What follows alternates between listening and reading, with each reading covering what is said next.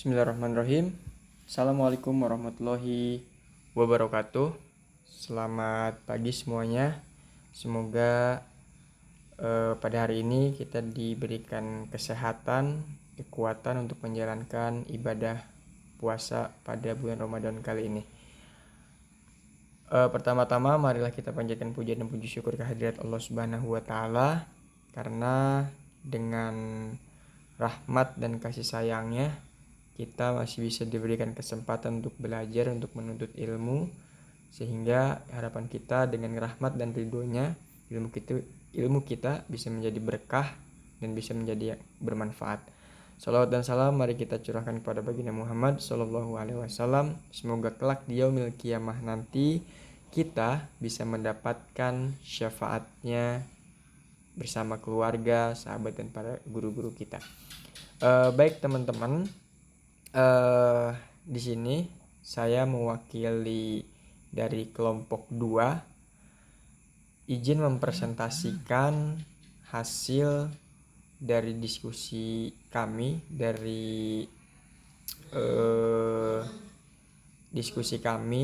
tentang Culture of Healing di Jawa Tengah. Pada pembelajaran kali ini dalam Culture of Healing itu mengenai tentang pengobatan yang berasal dari budaya. Kita mengambil dari budaya. Nah, untuk pembahasan pada hari ini kita akan menghususkan pembahasan kita yakni tentang Culture of Healing yang ada di Jawa Tengah. Oke, langsung saja teman-teman. Kita akan membahas tentang Culture of Healing di Jawa Tengah. Kita ketahui sendiri bahwasannya di Jawa Tengah itu merupakan provinsi yang memiliki berbagai macam potensi, dari mulai wisata alam, kuliner, sejarah, religi, dan budaya. Terlepas dari itu semua, kita mengkhususkan pada budayanya. Di Jawa Tengah sendiri merupakan tempat atau lokasi yang masih di beberapa wilayah Jawa Tengah masih memelihara kebudayaannya. Seperti kayak mungkin di daerah-daerah pelosoknya seperti di daerah-daerah Wonosobo, kemudian di daerah-daerah Demak, di daerah-daerah Pati, Kudus itu masih kental akan budaya-budayanya. Nah, dalam budaya-budaya itu otomatis mempercayai hasil pola pikir yang dihasilkan oleh budaya. Nah, salah satunya itu pengobatan tradisional. Pada pengobatan tradisional ini setiap budaya memiliki ciri khasnya masing-masing. Kita akan membahas tentang di Jawa Tengah. Pengobatan tradisional di Jawa Tengah itu mungkin tidak terlepas dari budaya-budaya yang di Jawa Timur, bahkan di Jawa Barat ya, seperti jamu, misalnya pengobatan melalui sakramen dan lain sebagainya. Nah, menurut para ahli, menurut Putri dan Nunung pada tahun 2018 berpendapat bahwa pengobatan tradisional merupakan suatu upaya kesehatan dengan cara yang lain dari ilmu kedokteran. Sebetulnya pengobatan tradisional dan kedokteran itu hampir sama, hanya saja metode dan alatnya yang berbeda. Mungkin kalau di ilmu kedokteran lebih ilmiah, memakai dari ramuan-ramuan juga, tapi diolah kembali menjadi seperti obat-obatan yang seperti sekarang ini. Tapi kalau yang tradisional itu lebih alami, dari alam diambil kemudian diolah langsung konsumsi. Nah, dalam pandangan ilmu etnozoologi, yaitu ilmu yang menjelaskan tentang keterkaitan masa lalu dengan masa sekarang pada budaya manusia dan hewan. Artinya dalam ilmu ini kita mengaitkan nih, apa sih yang terdapat pada budaya-budaya yang diduduki oleh manusia.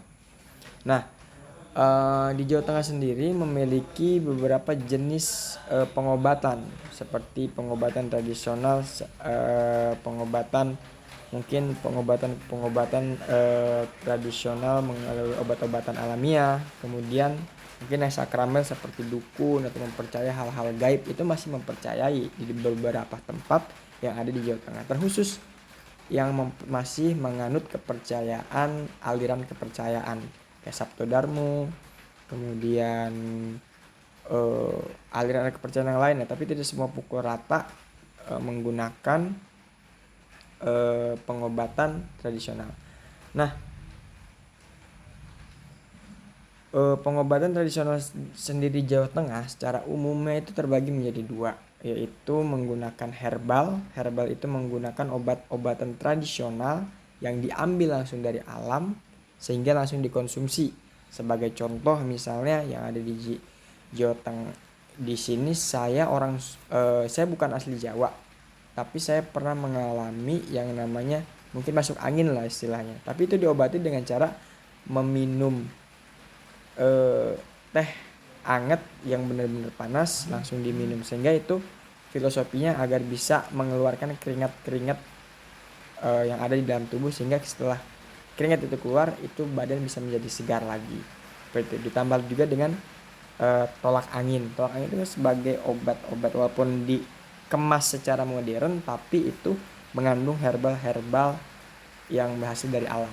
Kemudian yang kedua itu ada pengobatan yang di luar logika, dalam artian dia pengobatan ini mempercayai sakramen-sakramen atau kepercayaan-kepercayaan yang mungkin istilah gampang yang gaib. Seperti mungkin kalau kita masuk sebagai contohnya misalnya kita masuk angin. Nah, kita harus coba membaca mantra ini. Mungkin ada istilah mantra Jawanya, saya nggak tahu ya, cuma saya pernah mendengar itu, membacanya ya, filosofinya supaya jin-jin yang ada di luar itu bisa keluar membawa penyakit-penyakit seperti itu. Itu ada dua, secara umumnya ada dua, mungkin contoh-contohnya banyak, namun secara umumnya ada dua pengobatan tradisional. Mungkin ada lagi, cuma saya tidak menemukan. Ini yang kita temukan hanya sebatas secara umum, yaitu pengobatan melalui obat-obatan herbal dan obat-obatan secara di luar logika, seperti itu. Sini ada contohnya, pengobatan dengan makan daging kuda juga mempunyai asumsi bahwa kuda yang kuat apabila dimakan dagingnya, maka manusia yang memakan pun akan ikut kuat seperti kuda. Itu seperti contohnya.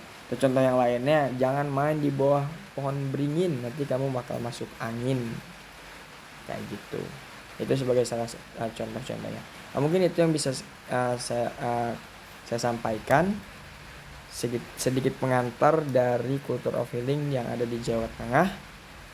Selebihnya kita bisa mencari referensi-referensi di tempat yang lain. Saya mewakili kelompok saya akan mengucapkan mohon maaf apabila ada kata yang tutur kata yang salah, mohon dimaafkan. Sekian, assalamualaikum warahmatullahi wabarakatuh.